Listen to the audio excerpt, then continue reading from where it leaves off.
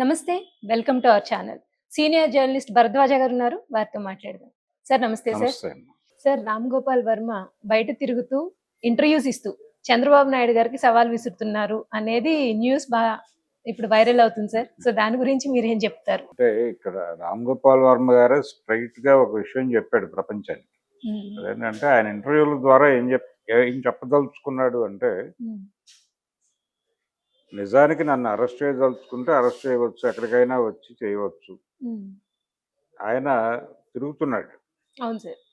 తిరుగుతున్నాడు, రకరకాల ఛానల్స్ వెళుతున్నాడు, కొన్ని ప్రికాషన్స్ తీసుకుంటున్నాడు. ప్రికాషన్స్ తీసుకోకుండా తిరుగుతున్నాడని నేను అనుకోవడం లేదు. ప్రికాషన్స్ తీసుకుంటూ వెళ్ళి వాళ్ళతో మాట్లాడుతున్నాడు, ఇంటరాక్ట్ అవుతున్నాడు. Okay sir. అయితే పోలీసులు తన విచారణకి రమ్మని అడిగారు, నోటీసులు పంపించారు. ఆయన టైం కావాలని అడిగాడు 2 సార్లు. రెండోది, తన సినిమాకి సంబంధించినటువంటి వేరే యాక్టివిటీలో ఉన్నాను నేను, నన్ను కావాలంటే మీరు వర్చువల్గా విచారణ చేయవచ్చు కదా, ఫిజికల్గా అక్కడికి వచ్చి చేయాల్సినటువంటి అవసరం ఉందా అని కూడా తన న్యాయవాదుల ద్వారా అడిగించాడు. అయితే ఇది కోర్టు అనుమతితో జరుగుతోందా లేదా అనే విషయంలో క్లారిటీ లేదు. ఇది క్వాష్ చేయమని ఆయన కోర్టుకి వెళ్ళాడు. ఆ పిటిషన్ కొట్టేసింది కోర్టు. కొట్టిన తర్వాత ఏం చేయాలి అనే దానికి సంబంధించి ఆయన లీగల్గా తనని తాను రక్షించుకోవటానికి లీగల్గా ఉన్న మార్గాలన్నీ వెతుకుతున్నాడు. ఈ వెతుకుతున్న క్రమంలో ఆయన అరెస్ట్ చేయవచ్చు. అయితే పోలీసులు కూడా హడావిడి చేస్తున్నారు, కానీ వెళ్తున్నారు, ఆయన ఇంటి ముందు నిలబడుతున్నారు, లోపలికి వెళ్ళట్లేదు. ఆ డెన్ ముందు ఆయన లోపల ఉన్నా కానీ అరెస్ట్ జరగలేదు అనేది మనకు వినిపిస్తున్నటువంటి మాట. సెర్చ్ చేయట్లేదు, లోపలికి వెళ్ళి సెర్చ్ చేయటమో లేకపోతే మరొకటో చేయటం లేదు, వెయిట్ చేస్తున్నారు. ఇది జరుగుతూ ఉండగా బయట మీడియాలో మాత్రం ఆయన అరెస్ట్ అయిపోయాడు, లేకపోతే పారిపోయాడు, అండర్ గ్రౌండ్ లో ఉన్నాడు, ప్రకాష్ రాజ్ గెస్ట్ హౌస్ లో దాక్కున్నాడు, లేదా మోహన్ లాల్ దగ్గర ఉన్నాడు, మరొకళ్ళ దగ్గర ఉన్నాడు, బాంబే పారిపోయాడు, లేకపోతే ఆయనకి క్లాస్మేట్ అయినటువంటి ఒక పాత కాంగ్రెస్ పార్టీకి చెందిన పొలిటీషియన్ ఒక ఆయన ఉన్నాడు, ఆయన ద్వారా ఏదో చేస్తున్నాడు, ఆయన తెలుగుదేశం పార్టీతో సయోధ్య కోసం ప్రయత్నం చేస్తున్నాడు, ఈ ప్రయత్నంలో భాగంగానే ఆయన అజ్ఞాతంలో ఉన్నాడు, అది వర్కౌట్ అయిపోతే ఆయన క్లీన్ చిట్తో బయటకు వచ్చేస్తాడు. ఇలాంటి ప్రచారాలన్నీ మీడియాలో జరుగుతున్నాయి, కేవలం సోషల్ మీడియాలో మాత్రమే కాదు, ప్రధాన స్రవంతి మీడియాలో కూడా ఇదే కథనాలు సర్క్యులేట్ అవుతున్నాయి. పర్టికులర్గా తెలుగుదేశం పార్టీకి చెందిన మీడియా మొత్తం కూడా దీని మీద రకరకాల కథనాలు ప్రసారం చేస్తుంది రోజు. అంటే మీడియా ట్రయల్స్ అంటున్నాం మనం. మీడియా ట్రయల్ జరిగిపోతుంది రామ్ గోపాల్ వర్మ కేసులో. అయితే రామ్ గోపాల్ వర్మ కూడా చాలా వ్యూహాత్మకంగా ఈ మీడియా ట్రయల్ గురించి మాత్రమే మాట్లాడుతున్నాడు. ఎందుకు నా మీద ఇలాంటి ప్రచారం జరుగుతోంది అనేది ఒకటి అతని ప్రశ్న. రెండోది, నేను ఎప్పుడో 1 year క్రితం పెట్టిన పోస్టులు అవన్నీ అప్పుడే గాయపడి ఉండాలి కదా, మనోభావాలు ఎవరివైనా గాయపడి ఉంటే. రెండోది, నేను నేరుగా ఆ ట్వీట్లో ఎవరినైతే ప్రస్తావించానో వారి మనోభావాలు కదా గాయపడవలసింది, వాళ్ళు కదా నా మీద డిఫెమేషన్ దావానో మరొకటో వేయాల్సింది. వాళ్ళు కాకుండా ఎవరెవరో ఎక్కడెక్కడి వాళ్ళు వేయటం అనే వెనకాల వ్యూహం ఉంది. అంటే తనని ఇబ్బంది పెట్టడం కోసం ఒక ఫ్రేమ్ చేస్తున్నారు ఇది అనేది ఆయన ప్రధానంగా ఆరోపిస్తున్న విషయం, ఆయన ఆరోపణ. అంటే దాదాపు ఒక 1 dozen ఏరియాల్లో, ఒక 6 నుంచి 7-8 ప్రాంతాల్లో నుంచి కేసులు బుక్ అయినాయి. ఒకవేళ ఇన్ని చోట్ల కేసులు ఫేస్ చేయాల్సి వస్తే వాయిదాలకు తిరగటంలోనే జీవితం అయిపోతుంది.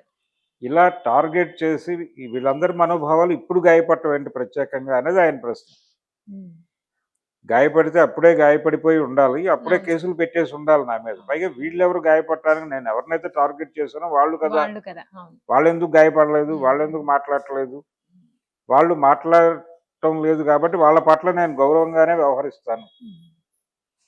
ఎవరైతే ఈ కేసులు పెట్టారో వీళ్ళ వెనకాల స్కీమ్ ఉంది, ఈ స్కీమ్ ఎవరు చేస్తున్నారు అనేది ఆయన మాట్లాడటానికి కొంచెం మొహమాట పడుతున్నాడు. కానీ ఈ వ్యూహం పోలీసులు చేస్తున్నారు, పోలీసులను ఎవరు నడిపిస్తున్నారు, ఇలా వరుసగా చాలా మందికి నోటీసులు సర్వ్ అయినాయి.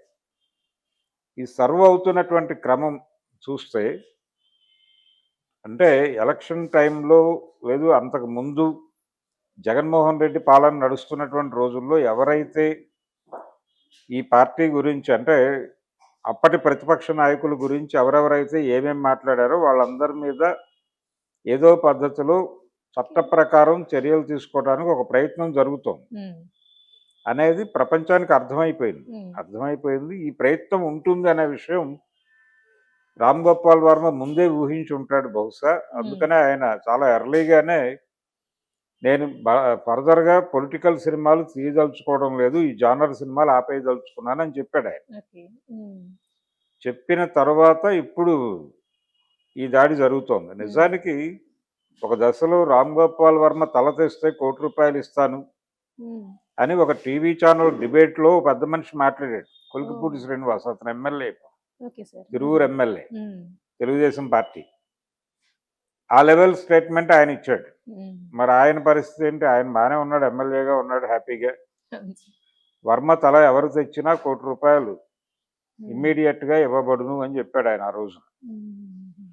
దాంతోపాటు కౌంటర్గా ఇటు నుంచి కూడా పోనీ వాళ్ళు దాడి చేశారు, ఓకే, వీళ్ళని రెడిక్యూల్ చేస్తూ సినిమాలు తీశాడు వర్మ.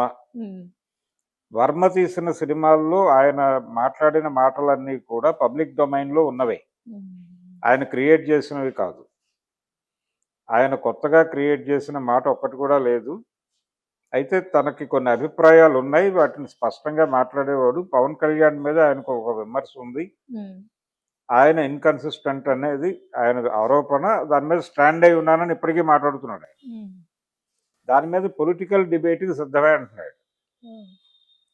పొలిటికల్ డిబేట్ దీని మీద అయినా నేను సిద్ధమే అని చెప్తున్నాడు. ఇప్పటికీ ఆయన ఇస్తున్న ఇంటర్వ్యూల్లో అదే గొడవ. కానీ ఈ కేసులు పెట్టడము, ఇలా చేయటం అనేది ఇది పర్సనల్ కాన్స్టిట్యూషనల్ వ్యవహారంగా మారుతుంది. అంటే ఎవరి రాజ్యాంగాన్ని వాళ్ళు అమలు చేసే ప్రయత్నం చేస్తున్నారు, కానీ భారతదేశానికి ఒక రాజ్యాంగం ఉంది, దాని పరిధిలో మనం ఉండాలి అని అనుకోవడం లేదు ప్రపంచం. ఇలా నడుస్తోంది.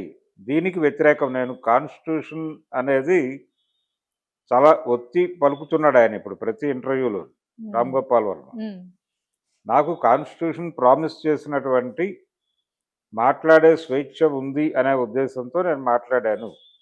అయితే ఇలా మాట్లాడటం ద్వారా ఎవరైనా గాయపడితే వాళ్ళకి కోర్టుకు వెళ్ళి నా మీద నేరం ఆరోపించే అవకాశం ఉంది, దాన్ని కూడా నేను గౌరవిస్తున్నానని చెప్తున్నాడు ఆయన. అయితే గాయపడాల్సిన వాళ్ళు పడకుండా ఇంకెవరో పడటం వెనకాల కుట్ర ఉంది అనేది ఆరోపణ. దానికి